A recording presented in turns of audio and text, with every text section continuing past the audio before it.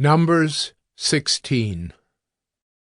Now Korah, the son of Izhar, son of Kohath, son of Levi, and Dathan and Abiram, the sons of Eliab, and On, the son of Peleth, sons of Reuben, took men.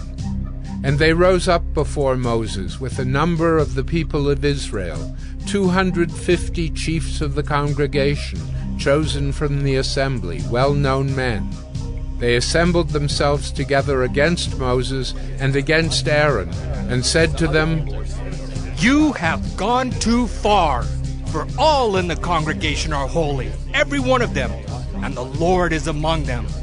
Why then do you exalt yourselves above the assembly of the Lord?"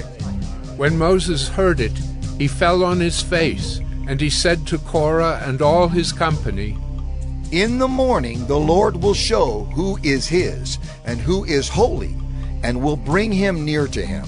The one whom he chooses he will bring near to him.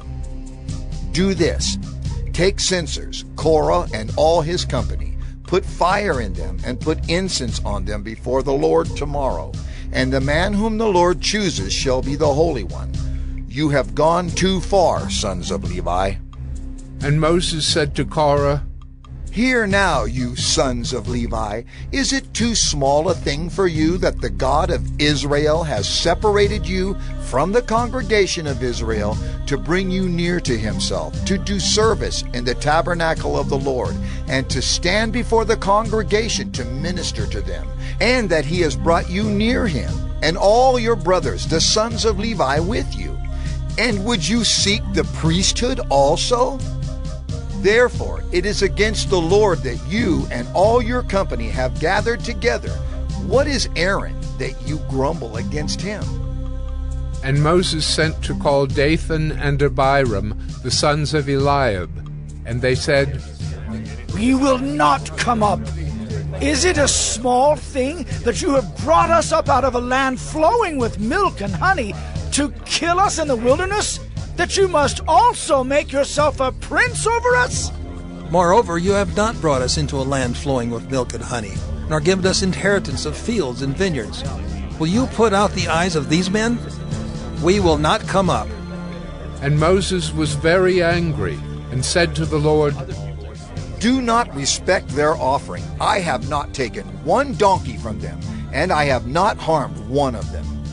And Moses said to Korah, "Be present, you and all your company, before the Lord, you and they and Aaron, tomorrow. And let every one of you take his censer and put incense on it. And every one of you bring before the Lord his censer, 250 censers, you also, and Aaron, each his censer."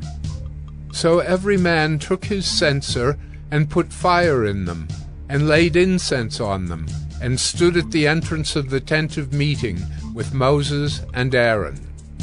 Then Korah assembled all the congregation against them at the entrance of the tent of meeting.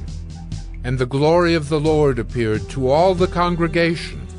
And the Lord spoke to Moses and to Aaron, saying, "Separate yourselves from among this congregation, that I may consume them in a moment." And they fell on their faces and said, O God, the God of the spirits of all flesh, shall one man sin? And will you be angry with all the congregation? And the Lord spoke to Moses, saying, "Say to the congregation, get away from the dwelling of Korah, Dathan, and Abiram." Then Moses rose and went to Dathan and Abiram, and the elders of Israel followed him. And he spoke to the congregation, saying, "Depart, please, from the tents of these wicked men, and touch nothing of theirs, lest you be swept away with all their sins." So they got away from the dwelling of Korah, Dathan, and Abiram. And Dathan and Abiram came out and stood at the door of their tents, together with their wives, their sons, and their little ones. And Moses said, "Hereby ye shall know that the Lord has sent me to do all these works, and that it has not been of my own accord. If these men die, as all men die, or if they are visited by the fate of all mankind, then the Lord has not sent me." But if the Lord creates something new, and the ground opens its mouth and swallows them up with all that belongs to them, and they go down alive into Sheol, then you shall know that these men have despised the Lord. And as soon as he had finished speaking all these words, the ground under them split apart, and the earth opened its mouth and swallowed them up, with their households and all the people who belonged to Korah and all their goods. So they and all that belonged to them went down alive into Sheol, and the earth closed over them, and they perished from the midst of the assembly.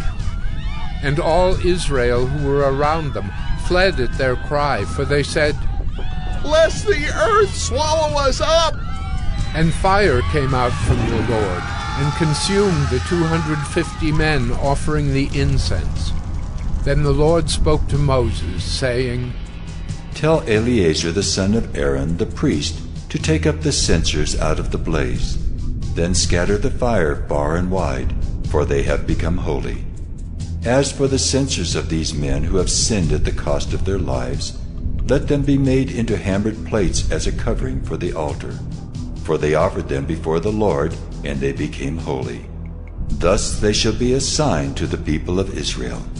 So Eleazar the priest took the bronze censers, which those who were burned had offered, and they were hammered out as a covering for the altar, to be a reminder to the people of Israel, so that no outsider who is not of the descendants of Aaron should draw near to burn incense before the Lord, lest he become like Korah and his company, as the Lord said to him through Moses. But on the next day all the congregation of the people of Israel grumbled against Moses and against Aaron, saying, "You have killed the people of the Lord!" And when the congregation had assembled against Moses and against Aaron, they turned toward the tent of meeting. And behold, a cloud covered it, and the glory of the Lord appeared. And Moses and Aaron came to the front of the tent of meeting. And the Lord spoke to Moses, saying, Get away from the midst of this congregation, that I may consume them in a moment.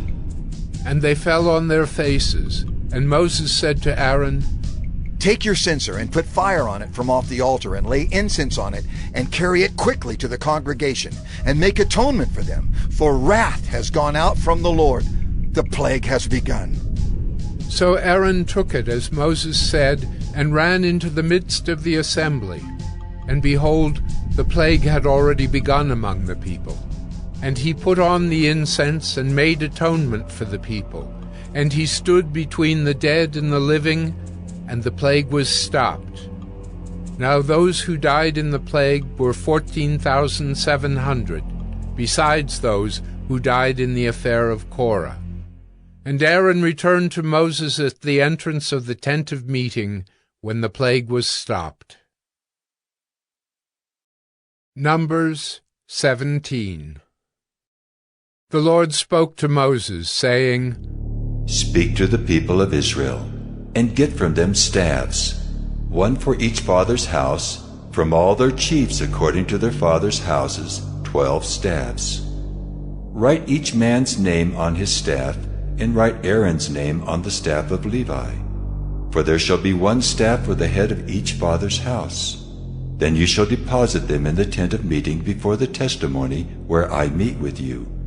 And the staff of the man whom I choose shall sprout. Thus I will make to cease from me the grumblings of the people of Israel, which they grumble against you.